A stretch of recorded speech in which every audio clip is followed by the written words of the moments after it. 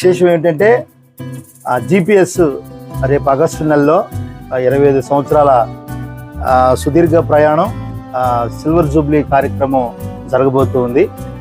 మరి పూర్వపు దైవజనులు ఇమ్మానుయేల్ గారితో మరి అయ్యగారి యొక్క ప్రయాణం, మరి ఆ రోజుల్లో అయ్యగారితో సెక్రటరీ యొక్క అనుభవాలలో పరిచర్య ఫెలోషిప్కి సహవాసానికి అందజేశారు కనుక మరి ఈ సమయంలో అయ్యగారిని కలవడం చాలా సంతోషం. అయ్యగారు వందనాలయ్య.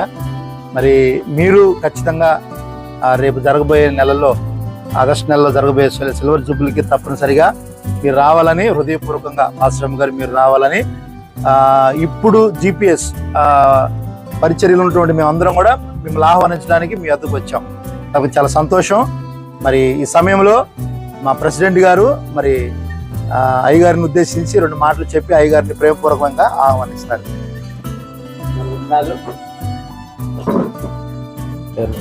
వందలయ్య గారు, మీతో ఈ కొద్దిసేపు మీరు మాట్లాడిన సమయం ఇది చాలా నిజంగానే చాలా ఆశీర్వాదకరమైనటువంటి సమయం మా జీవితం.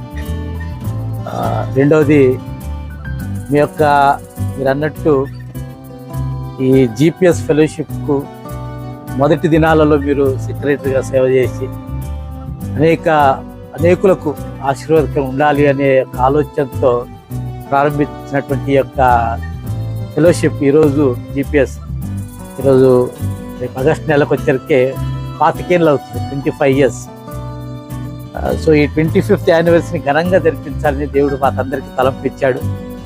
ఆ తలంపులోనే మేము అందరినీ పెద్ద అంటే అలనాడు పరిచయలో ఉన్నటువంటి ఈ జిపిఎస్కు పరిచయం చేసినటువంటి ప్రతి సేవకుని ఇట్లా ఆహ్వానించాలని మేము ప్రత్యేకంగా వచ్చాము ఇక్కడికి.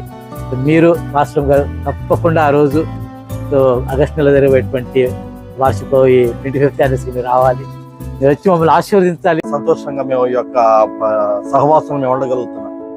మీరు ఒక మాట అన్నారు, ఈ దినాల్లో సేవకులు అంటే ప్రార్థన అనేది లేదని చెప్పేసి.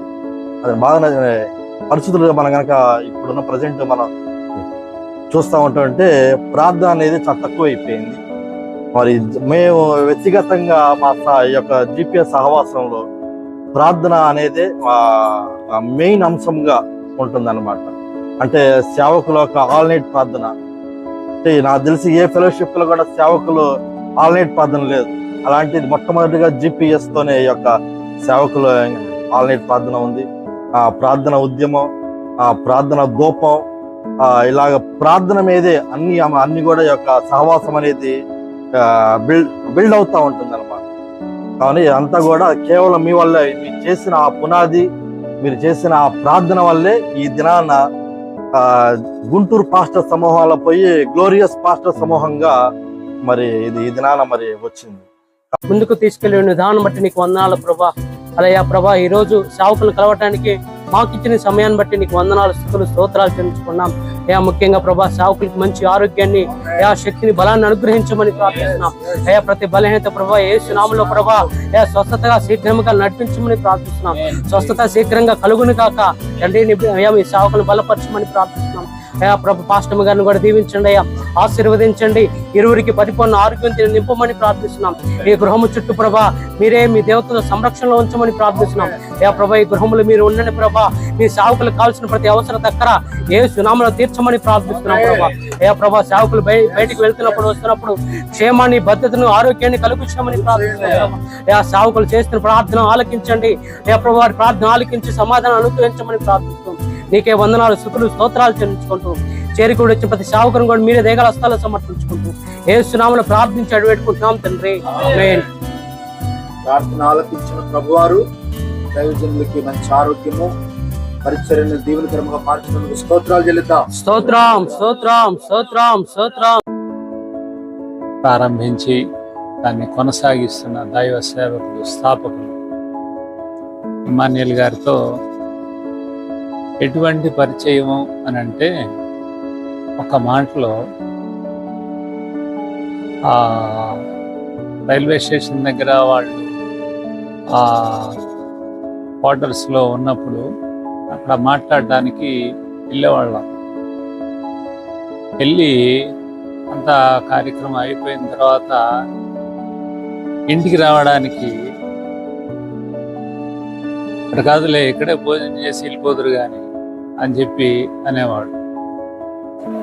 అటువంటి ఆ పరిస్థితులు, అది ఆధ్యాత్మిక స్నేహం. అంత మాత్రమే కాదు, కొల్లవాళ్ళు అని అంటే మాకు బంధువులు. ఒక విధంగా బావగారు. అలాంటి సన్నిహితమైనటువంటి సంబంధాన్ని అది కాదు, కానీ ఈ ఆధ్యాత్మిక జీవితంలో దేవునితో నడిచే సమయంలో ఎంత ఏదైనా సరే ఇది చెయ్యాలి అని అనుకుంటే అప్పట్లో అలాగా కొనసాగించాం. ఒకసారి వినుకొండ అవతల వెల్లటూరు అనేటువంటి ఒక ఊరు, అక్కడికి వెళ్ళి ఒక సేవకుని పలకరించి రావడానికి, ఈ మధ్యలో ఉన్నటువంటి ఈ యొక్క సేవకుల్ని దర్శించి రావడానికి, అలాగన ఒక ప్రయాణం. అప్పట్లో ఒక ర్యాలీగా అన్ని బైకులే, ఒక్కొక్క దాని మీద ఇద్దరు. ఇలాంటి పరిస్థితుల్లో అడ్రోడ్ దగ్గరికి వెళ్ళేసరికి శేషయ్య అనే ఆయన బండి సైలెన్స్ ఊడిపోయింది. అలాంటి పరిస్థితుల్లో ఇమ్మానుయేల్ గారు డ్యూటీకి రావాలని ఆ టైంలో ఆయన డ్యూటీకి వచ్చే ఆలోచన కలిగి నేను వెళ్ళిపోతున్నాను అన్నాడు. ఈ మూమెంట్లో ఎవరు మిగిలారు అంటే నేను రామారావు ఇద్దరు మిగిలారు. ఎవరి దగ్గర డబ్బులు లేవు, 10 పైసలు లేవు, అయిపోయినాయి.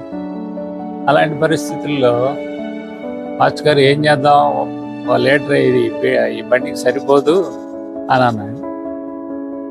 అయ్యా చేసేదేముంది, ఎక్కడ దాకా వస్తే అక్కడ దాకా ఇంజిన్ ఆపుకుంటే వెళ్ళిపోదాం పదా. ఆ రకంగా తను ఇక్కడ దింపాడు, ఇక్కడ నుంచి మళ్ళీ ఏటుకూరు వెళ్ళిపోయాడు ఆ లీటర్తో. అన్నా ఇంటికి వెళ్ళిపోయానన్నా అన్నాడు. ఆ రోజు రెండోది ఆ సమయంలో అంటే 20 సంవత్సరాల పైబడి ఈ పరిచర్యలో దాదాపుగా అప్పుడు నాకు సెల్ లేదు, ఏం లేదు. ఆ ల్యాండ్ లైన్ ఉండేది. అయితే ఫోన్ చేశాడు, పర్వాలేదులే ఇంటికి వెళ్ళిపోయావు కదా హ్యాపీ అని చెప్పేసి అనుకున్నాం. అలాంటి పరిస్థితుల్లో నుండి దీన్ని డెవలప్ చేయటం అనేది జరిగింది అప్పట్లో. దీనికి తను డబ్బు బాగా ఖర్చు పెట్టేవాడు ఇమ్మానుయేల్ గారు. అప్పట్లో ఉద్యోగం పోద్దేమో అన్న స్టేజికి వెళ్ళిపోయినటువంటి అనుభవం అది, పరిస్థితి. అలాంటి పరిస్థితుల్లో నుండి వచ్చినటువంటి ఈ యొక్క ఫెలోషిప్ చాలా చాలా కత్తిమైన సాము లాంటిది. అలాంటి పరిస్థితి ఏమైనప్పటికీ కూడా అప్పుడు మంచిగా అందరం ప్రార్థన చేసేవాళ్ళం.